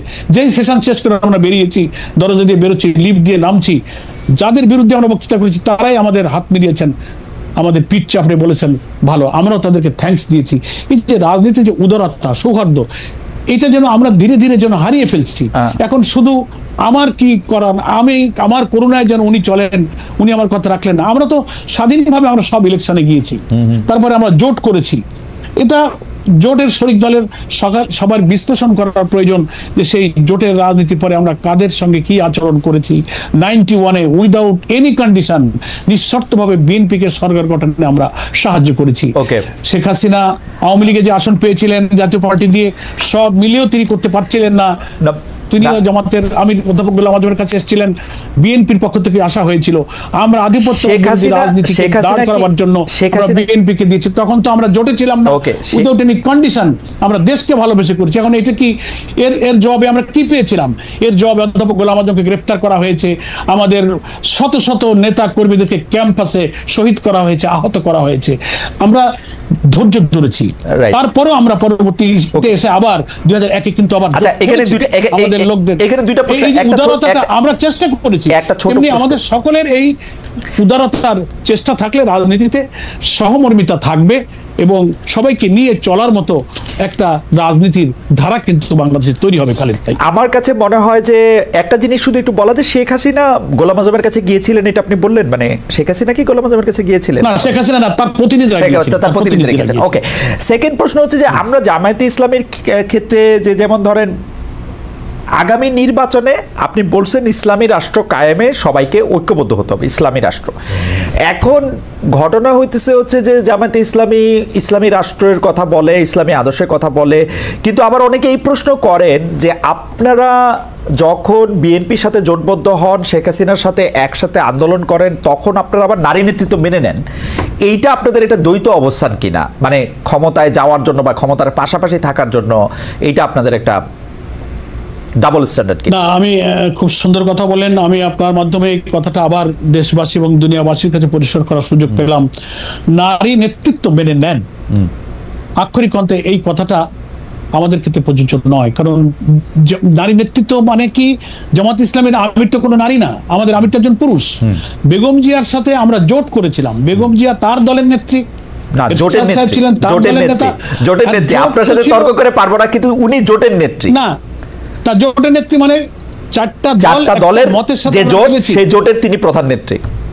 তার অর্থ তিনি জামাতের নেত্রী না, তিনি জোটের নেত্রী ছিলেন। তো জোট একটা তো হতে পারে, জোট একটা পলিটিক্যাল আইডিয়াতে একটা আধিপত্যবাদ বিরোধী আওয়ামী দুঃশাসনের বিরুদ্ধে একটা জোট হয়েছিল। তার দলের নেতা নেত্রী তিনি আলাদা থাকবেন, এবং তিনি ব্যক্তি বেগম জিয়া হিসেবে নয়, বিএনপির চিফ হিসেবে তিনি দলের প্রধান হয়েছেন। উনি ওখানে যদি কোনো পুরুষ থাকতো তিনি ওই জোটের প্রধান হতেন। সেজন্য নারী নেতৃত্ব তো বিএনপি মেনে নিয়েছে, আমাদের নেতা তো পুরুষ। এই জন্য এই কনফিউশনটা অনেকে তৈরি করে। মানে আপনারা যখন জোট করেছেন খালেদা জিয়া আপনাদের নেতা ছিলেন না? না, খালেদা জিয়ার কথা আমাদের দল চলেনি। জোটের কর্মসূচি, কম্বাইন্ড কর্মসূচিতে আমরা খালেদা জিয়া ঠিক করে দিয়েছেন না আপনারা কত আসনে নির্বাচন করবেন, বিএনপি কত আসনে নির্বাচন করবেন? না, আমরা সবাই মিলে করেছি, কেউ একক সিদ্ধান্ত করেনি। আমরা যাদের সাথে জোট করেছি যখন কোনো সিদ্ধান্ত নিয়ে মতদ্বৈততা হয়েছে তখন খালেদা জিয়ার সিদ্ধান্তই প্রিভেল করে নাই। 4টে দল বা 8টা দল বা 20টা দলেরও জোট ছিল, দলের মধ্যে মত বিনিময় হয়েছে, আলোচনা হয়েছে, দলের মধ্যে যখন অধিকাংশের মত, মেজরিটি যখন মত দিয়েছে সবাই সেটা মেনে নিয়েছে।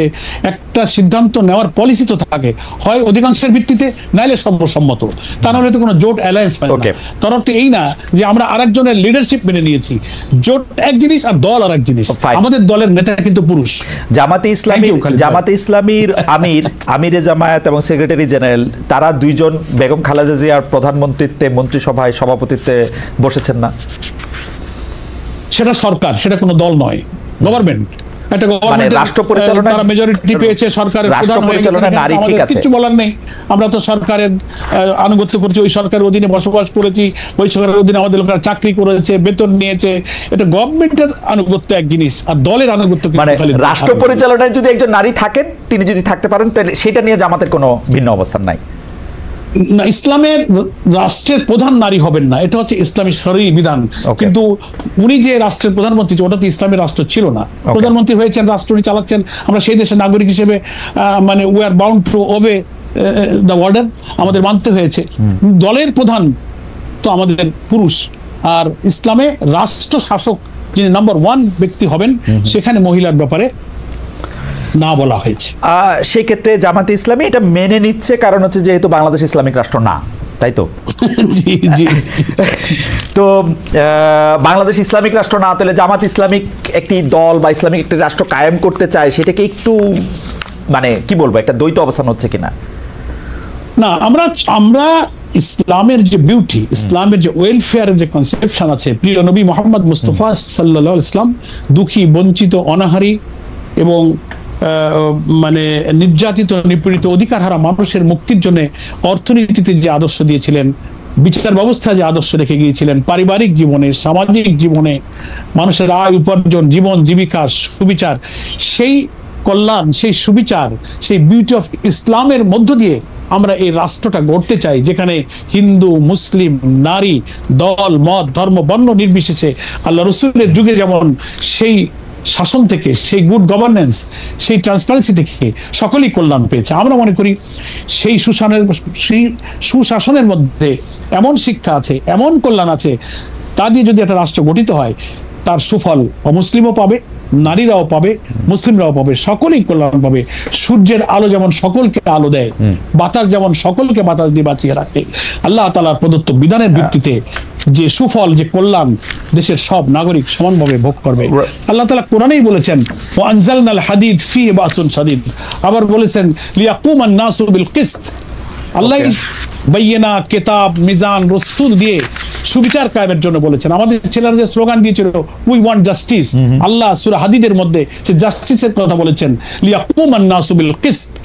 আমি যে সুবিচার দিয়েছি আসমান থেকে নাজিল হওয়া কিতাবের ভিত্তিতে সেই সুবিচারের মধ্য দিয়ে তোমরা সমাজ এবং রাষ্ট্র ব্যবস্থা কায়েম করো।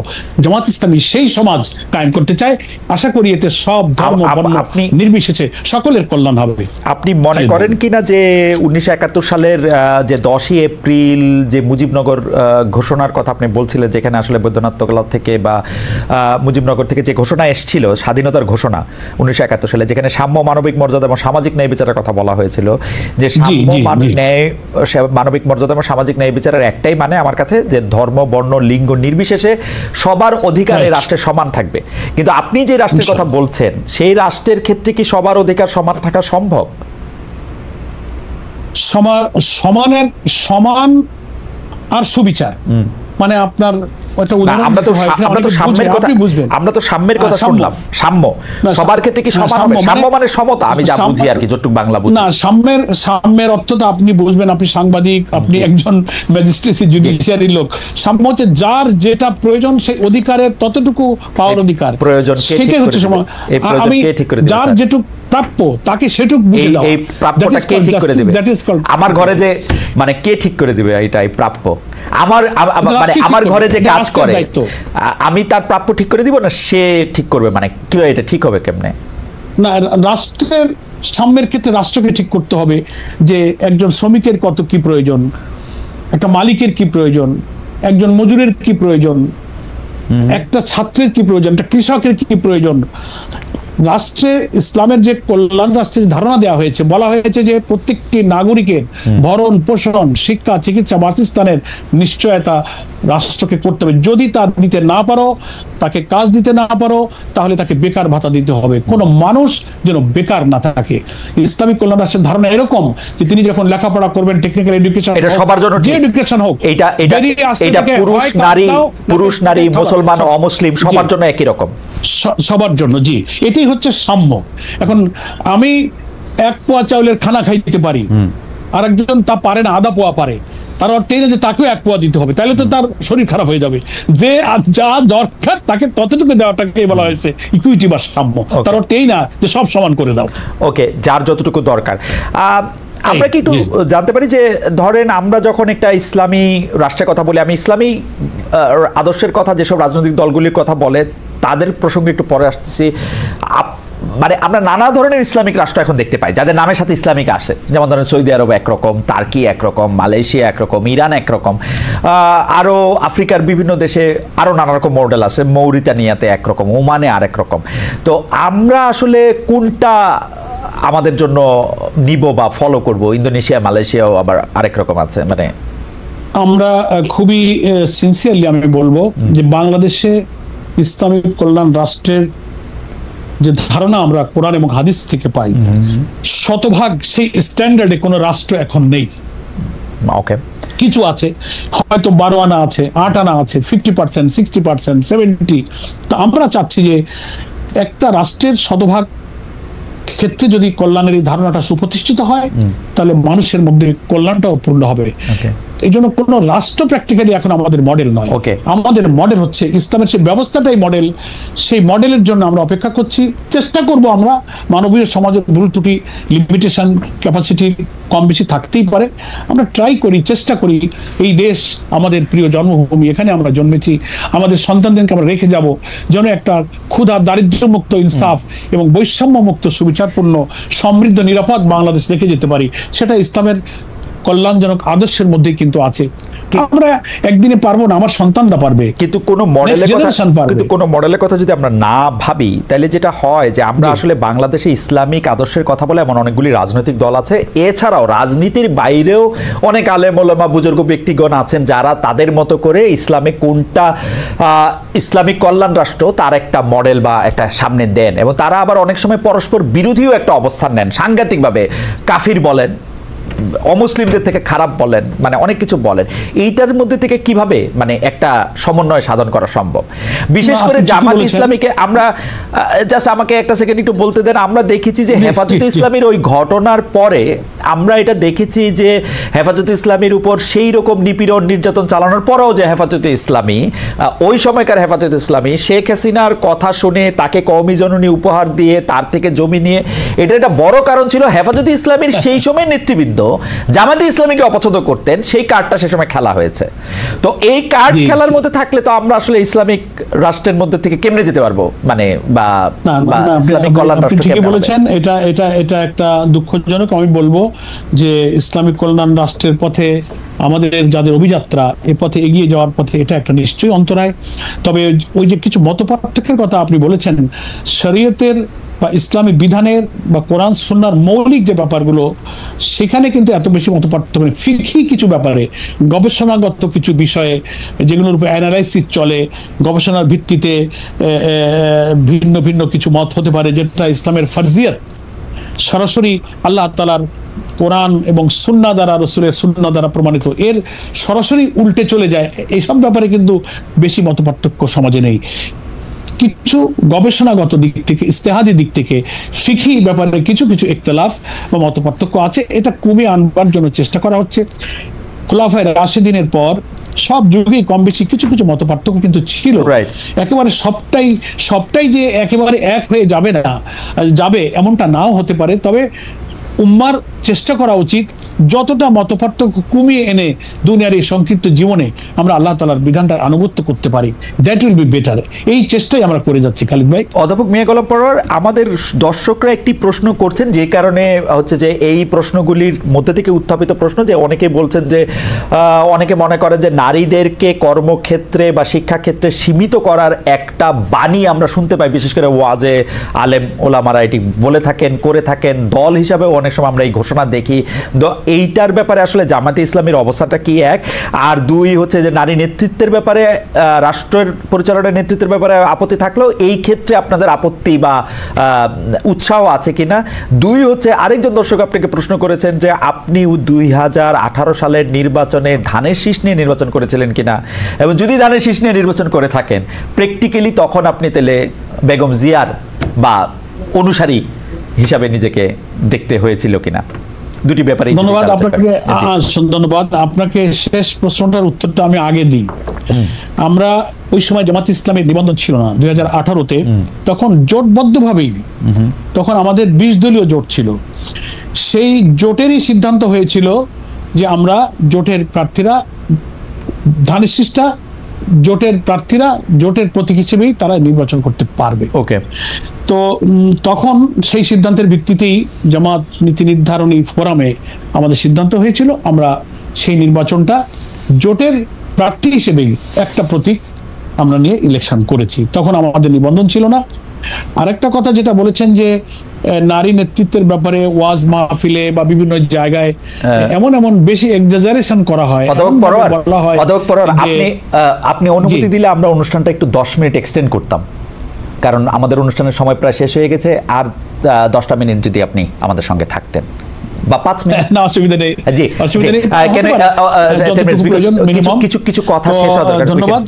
আমি ওই নারীর নেতৃত্বের ব্যাপারে একটা মিস প্রপাগান্ডা সমাজে আছে। আমাদের মধ্যেও কিছু কিছু লোকদের হয়তো ইলমের অভাবে নারীদের অধিকার সম্পর্কে ইসলাম কতটা তাদেরকে সম্মান মর্যাদায় অভিষিক্ত করেছে, এই জ্ঞানের অভাবে অনেক সময় না জেনে গতানুগতিক কিছু চিন্তায় নারীদের ব্যাপারে এমন কথা বলেন যে মনে হয় যে আরে আল্লাহ, ইসলাম বা ইসলামের বিধান আসলে তো নারীরা ঘরে বসে থাকবে, বেরোতে পারবে না, এদের লেখাপড়া হবে না, এরা সমাজে চাকরি বাকরি, সমাজ পরিচালনার কোথাও তাদের কোনো পার্টিসিপেশন থাকবে না। এই ভুল ধারণাটা তৈরি হচ্ছে, এটা সঠিক নয়। নারীর ব্যাপারে ইসলাম নারীকে যে মা, নারীকে স্ত্রী, নারীকে বোন এবং সমস্ত মর্যাদার ক্ষেত্রে, স্ত্রীর ক্ষেত্রে যে মর্যাদার কথা বলেছে, দুনিয়ার কোনো আদর্শ এত সম্মান, এত মর্যাদা কোনো নারীদেরকে দেননি। পেশাগত জীবনে, কর্মজীবনে, রাজনীতিতে, প্রফেশনাল লাইফে ইসলাম সব জায়গায় নারীকে অধিকার দিয়েছে। তবে নারী আর পুরুষের চলাফেরার ব্যাপারে, মোরালিটির কনটেক্সটে, নৈতিকতার কনটেক্সটে চলাফেরার কিছু ফরজ বিধান আল্লাহ তাআলা জারি করেছেন। সেই সীমার মধ্যে থেকে নারী ডাক্তার হতে পারবে, ইঞ্জিনিয়ার হতে পারবে, নারী রাজনীতি করতে পারে, নারী পার্লামেন্টে যেতে পারবে, নারী সচিবালয়ের সচিব হয়ে দায়িত্ব পালন করতে পারবে। ফলে আমরা জামাত ইসলামীতে, আপনি শুনে অবাক হবেন, নির্বাচন কমিশনের বিধি অনুযায়ী মোস্ট প্রবাবলি 33% না 30% নারীদের পার্টিসিপেশন থাকতে হয় পার্টিতে। আমরা হিসাব করে দেখলাম যে এম্পাওয়ারমেন্ট অফ উইমেন্স প্রশ্নে এখন পশ্চিমা বিশ্ব খুব কনসার্ন ফিল করে জামাত ইসলামের সাথে যখন কথা বলে। আমরা প্রমাণ দিয়েছি, আমরা চেক করে দেখেছি যে আমাদের সংগঠনের কেন্দ্র, জেলা, থানা, প্রত্যেকটি টায়ারে নারীদের পার্টিসিপেশনের রেশিও 40% আপ। ওকে। এবং আমাদের নারীরা পার্লামেন্টে ছিল, আপনি জানেন 91-এ, 2001-এ ছিল। এবার ব্রিটিশ হাই কমিশনার বাংলাদেশ সফর করেছেন, নারীদের সঙ্গে কথা বলতে চেয়েছেন, আমার নারী নেত্রীটা সেখানে সাক্ষাৎ করেছেন। ব্রিটিশ এমপি এসেছেন, তাদের সাথে আমাদের নারী ডেলিগেশন দেখা করেছেন। টার্কিতে একটা ইন্টারন্যাশনাল উইমেন্স কনফারেন্সে আমাদের নারীরা জয়েন করেছেন। ফলে university professor, engineer, doctor, everywhere নারীরা সীমার মধ্যে থেকে তারা সব জায়গায় রিপ্রেজেন্ট করতে পারবে। এখানে আমরা ইসলামে কোনো বাধা নেই, কিন্তু ছোট করে সীমা লঙ্ঘন করে, অনৈতিকতা, চরিত্রহীনতা এবং ইসলামের ফরজ বিধান লঙ্ঘন করে নারীকে অনৈতিকতা সর্বনাশ। আমার কাছে মনে হয় সীমা লঙ্ঘন নারীর কাছে যেমন পুরুষের কাছেও তেমন। মানে ইসলাম তো বলে নাই যে সীমা লঙ্ঘন করে তুমি ঘুষ খাও, সীমা লঙ্ঘন করে খালি দুর্নীতি করো, সীমা লঙ্ঘন করে লুটতরাজ করো, এটা তো কোনো পুরুষেও কোনোদিন বলে নাই। সীমা লঙ্ঘন করে একটা মানে পুরুষেরও তো পোশাক আছে নির্ধারিত, কিরকম পোশাক পরে সে মানুষের সামনে যাবে, সে তো আর। আমি যেটি প্রশ্ন করতেছিলাম, কিন্তু পপুলার অনেক আলেম ওলামা স্পষ্ট বলতেছেন যে নারীরা কোনো পেশায় অংশগ্রহণ করতে পারবে না, নারীদের শুধু ঘরে থাকতে হবে। আমরা কিন্তু আপনারা যারা রাজনৈতিক দল আছেন, বিভিন্ন ইসলামী রাজনৈতিক দল আছেন, বিশেষ করে জামাত ইসলামী সবচেয়ে বড় রাজনৈতিক দল হিসেবে, আমরা তো আনুষ্ঠানিক প্রতিবাদ করতে শুনি না, বরং তাদেরকে মানে আমি জানি যে আপনি জানেন যে ওয়াজে আসলে কি বলা হয়, আপনি জানেন যে একটা জমায়েতের মধ্যে আসলে কি বলা হয়। তো সেই ক্ষেত্রে আপনাদের অবস্থানটা কি? মানে আমি ওই অবস্থানটা একটু আগেই বলে ফেলেছি খালিদ ভাই, এটা একেবারে ঘরে বসে থাকবে, কোনো পেশায় আসতে পারবে না, এই কনসেপশন নাই। শরীয়তের সীমার মধ্যে থেকে তারা যে কোনো পেশায় তারা যেতে পারবে, এটা না জানার কারণে অনেকে বলে। আচ্ছা ঠিক আছে, তাহলে আপনার বক্তব্য এখানে পরিষ্কার। আমি এই ব্যাপারে শুধু শেষ একটা সম্পর্ক প্রশ্ন আপনাকে করতে চাই, যে অনেকে যে আমি প্রশ্নটি করেই ফেলি কারণ আপনার কাছ থেকে অনেক কিছু শেখার আছে, আমাদের দর্শকরা সহ আমরা অনেক কিছু শিখছি। সেইটা হচ্ছে যে এই যে জামায়াতে ইসলামের আদর্শ বলতে একজন ব্যক্তির আদর্শ সামনে আসে, জনাব মওদুদী, এবং তার যে ইসলামের ব্যাখ্যা, শরীয়তের ব্যাখ্যা, রাজনীতির যে ব্যাখ্যা, সেটা নিয়ে যে অনেক ইসলামী দল আপত্তি করেন, আপনারা কি সেইটা নিয়ে দলের মধ্যে আলোচনা করেন যে তিনি আসলে অনেক ক্ষেত্রে যা বলেছেন তা আপনারা মানেন কিনা, বা এটা মানতে হবেই কিনা, এটা আপনাদের জন্য বাধ্য কিনা, উনি আপনাদের একজন গাইডিং ফোর্স কিনা এখনো? হ্যাঁ, ধন্যবাদ। আমাদের নিজেদের মধ্যে এটা আলোচনা হয় এবং আমাদের সাবেক আমির জামাত অধ্যাপক গোলাম আজম রাহিমাহুল্লাহ তিনি পরিষ্কার করে এই প্রশ্নে, অনেকেই এই প্রশ্নটা করেন যে মাওলানা মওদুদী বানিয়ে জামাত যিনি রাহিমাহুল্লাহ, তিনি তার অনেক লেখনী বা কোনো বক্তব্য কোনো বিষয়ে অনেকে ভিন্ন মত বিতর্ক করেন। আমরা পরিষ্কার বলেছি যে তিনি একটা আন্দোলনকে প্রতিষ্ঠা করেছেন, তিনি কোরআনের তাফসীর লিখেছেন, তিনি রাসূলের সিরাত লিখেছেন, প্রচুর পরিমাণ ইসলামিক গ্রন্থ তিনি রচনা করেছেন, দুনিয়ার 40টিরও বেশি ভাষায় তার গ্রন্থ অনুদিত হয়েছে। হ্যাঁ, একজন লেখক, তিনি তো মানুষ, কোনো লেখার মধ্যে কোনো বিতর্কিত কথা, কোনো ভুল ত্রুটি হতে পারে। আমরা কখনোই মাওলানা মওদুদী রাহিমাহুল্লাহকে আমাদের ফিকার ইমাম মনে করি না। তিনি একজন মানুষ, তিনি একজন লেখক, তিনি গবেষক, তিনি একজন আলেম ছিলেন।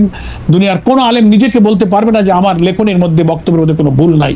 তো অধ্যাপক গোলাম আজম সাহেব পরিষ্কার বলেছেন, ওনার লিখিত বইয়ের মধ্যে এটা আছে, ইসলামী ঐক্য প্রচেষ্টা নামে একটা বই তিনি লিখে গিয়েছেন। সেখানে তিনি বলেছেন যে মাওলানা মওদুদী রাহিমাহুল্লাহ সম্পর্কে যেসব সমালোচনা হয়, হ্যাঁ, তার কোনো লেখনীতে যদি কোনো ভুল থাকে, সেটা যদি প্রমাণিত হয়ে আমাদের সামনে আসে, আমরা সেটা বাদ দেব, আমরা সেটা অনুসরণ করি না। তিনি আমাদের ফিকার ইমাম নন, তিনি একজন লেখক। তো সেই কারণে আমরা এ ব্যাপারে আমাদের অবস্থান পরিষ্কার করেছি। তিনি ঐতিহাসিকভাবে একটা সংস্কারের জন্য চিন্তায় সমাজের তিনি যে একটা ঐতিহাসিক ভূমিকা পালন করেছেন। ইসলাম যে একটা complete and balanced code of life, Islam is only the complete and balanced code of life. সমকালীন যুগের সব সভ্যতাকে ছাড়িয়ে ক্লাস অফ সিভিলাইজেশনের কথা যে ওয়েস্টার্ন কালচার থেকে বলা হয়েছিল, সব তিনি প্রমাণ করেছেন। Banking system, international transaction, judiciary, education, social life, সমস্ত জায়গাতে ইসলামী হচ্ছে পরিপূর্ণ একমাত্র জীবন বিধান। এই ধারণা কোরআন হাদিস থেকে, রসুলের সিরাতের সাথে প্রমাণ করে, তার লেখনীতে তিনি দুনিয়াকে প্রমাণ করে দিয়ে একটা ইসলামী আন্দোলনের ধারণা তিনি দিয়ে সংগঠন তৈরি করে তিনি চলে গেছেন। এখন একটা মানুষের কাজের মধ্যে কোনো লেখনীতে একটু ভুল থাকতে পারে, একজন আলেম তার সাথে বিতর্ক করতে পারে, আমরা এই নিয়ে বিতর্কে যাই না। কোরআন হাদিস দ্বারা সরাসরি প্রমাণিত হলে যদি আমরা বুঝতে পারি, ইমান ইলম বলে যে না এটা ঠিক নয়, আমরা সেটা অনুসরণ করব না। আমাদের সাবেক আমির জামাত অধ্যাপক গোলাম মাওলানা রাহিমাহুল্লাহ এই ব্যাপারে তার লিখিত বইতে তিনি বলেছেন। কিন্তু ওই যে আমি আগে দুঃখজনক অভিজ্ঞতা বলেছি যে কি বলে যে সালিশ মানি তাল গাছটা আমার, গ্রামে একটা কথা আছে, যত ব্যাখ্যাই তুমি দাও জামাতকে আমি পছন্দ করি। এই নেচারের কিছু লোকের কারণে এই প্রবলেমটা হচ্ছে। নিশ্চয়ই আপনি একজন বিদগ্ধ জন হিসেবে আপনার অবজারভেশন অনেক কিছুই আছে, আমি আর এই বিষয়ে আর সময় বাড়াতে আমার শেষ ছোট ছোট দুটা প্রশ্ন। একটা হচ্ছে যে ৭০ অনুচ্ছেদ বাতিলের ব্যাপারে সংস্কার বলেছিল, যেহেতু ফ্লোর ক্রসিং একটা এমপি তার দলের বিরুদ্ধে ভোট দিতেই পারেন, কিন্তু আপনারাও সেই ৭০ অনুচ্ছেদকে রাখতে চান। আপনি বলেছেন একটা সংবাদপত্রের মধ্যে আমি দেখতে পাচ্ছি যে আস্থা ভোট দলের নীতি বিষয়ে একজন সংসদ সদস্য এই দলকে প্রতিনিধিত্ব করেন, দলের পলিসির সঙ্গে সংসদ সদস্যের একই অবস্থান থাকতে হবে।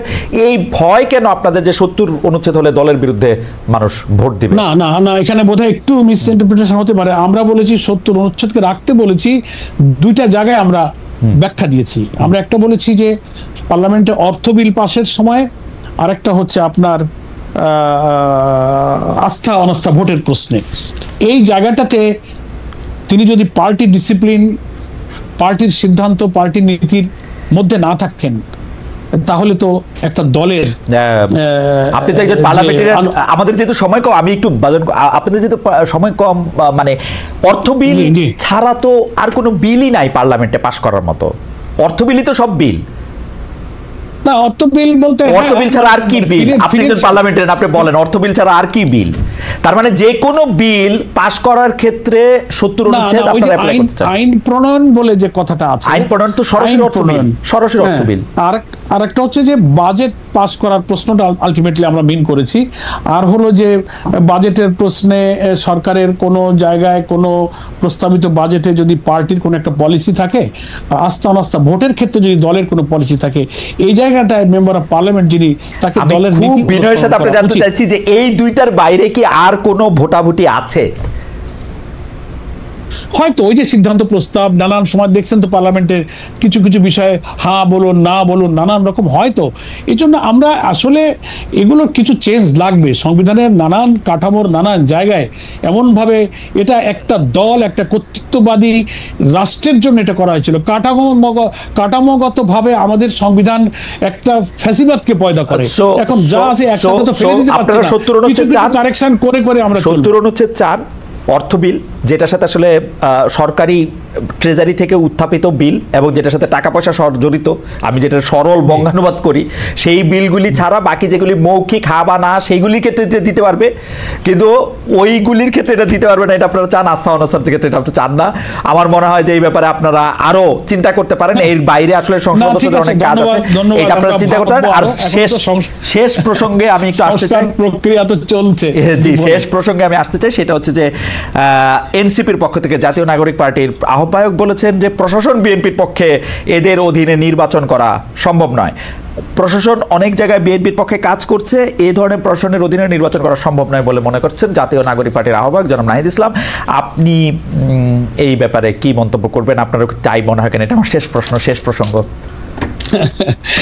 একটা দলের অবজারভেশন তো অ্যাডমিনিস্ট্রেশন সম্পর্কে, প্রশাসনের অভ্যন্তরে কারা কিভাবে ডিল করছে, এটা একটা এনসিপি একটা ছাত্রদের খুব চমৎকার 100% শিক্ষিত লোকের একটা সংগঠন তারা গড়ে তুলেছে। তাদের অবজারভেশনের ব্যাপারে আমি কোনো মন্তব্য এই জন্য করবো না যে গণতান্ত্রিক রাজনীতিতে একটা দলের অবজারভেশন মত দেওয়ার শতভাগ অধিকার আছে। তবে এটা সত্য যে আমরা প্রশাসনে যখন যাচ্ছি, আমরা সেই সচিবালয়ে যাই, পুলিশ অ্যাডমিনিস্ট্রেশনে যাই, জুডিশিয়ারিতে যাই, অনেকের মধ্যে নানান পারসেপশন তৈরি হয়ে গেছে। এই 5 আগস্টের 5 মাস পর কেউ কেউ হতে পারে যে মনে করে যে ঠিক আছে এখন তো কোন দল ক্ষমতায় আসবে, কি হবে, তাদের কথা যদি না শুনি, এটা করতে গেলে তার পারমিশনটা নিয়ে নিই, এরকম একটা পারসেপশন মনে হয় আমলাদের ভেতরে প্রবেশ করেছে, যে কারণে কাজ করতে গেলে, টেবিলে গেলে, কথা বললে এই ধারণাটা কিন্তু মানুষ পাচ্ছে।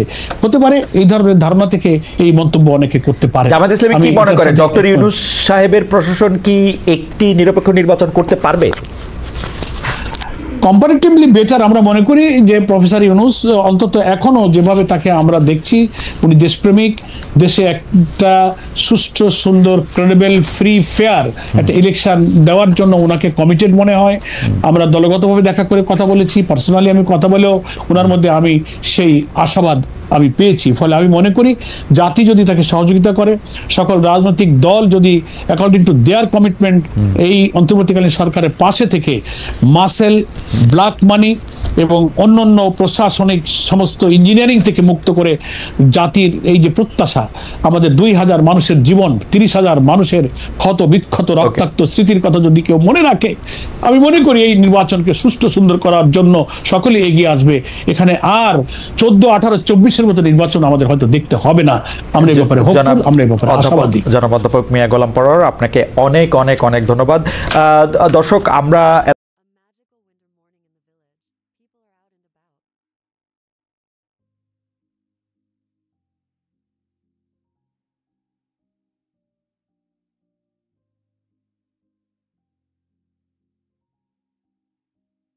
In the foggy morning, a man walks down the road, cell phone in hand, and a group of people trudge along, united in the misty air. The large body of water surrounded by trees creates an ethereal scene.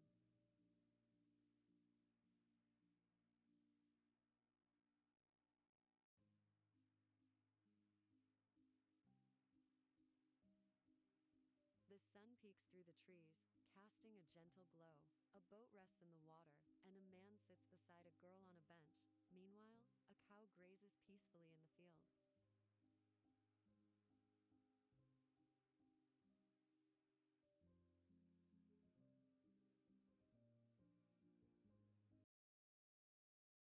Cows stand in the fields, and fathers hold their children close, guiding them through the foggy paths. The scene is both serene and slightly mysterious, as the little ones peek out from under their father's arms, dressed in cute pink hoods. Walking down the dirt road, a man carries a stick, leading a cart full of people. Each step is deliberate, as if navigating through a winter wonderland. Every move is precise, ensuring safety and warmth for all.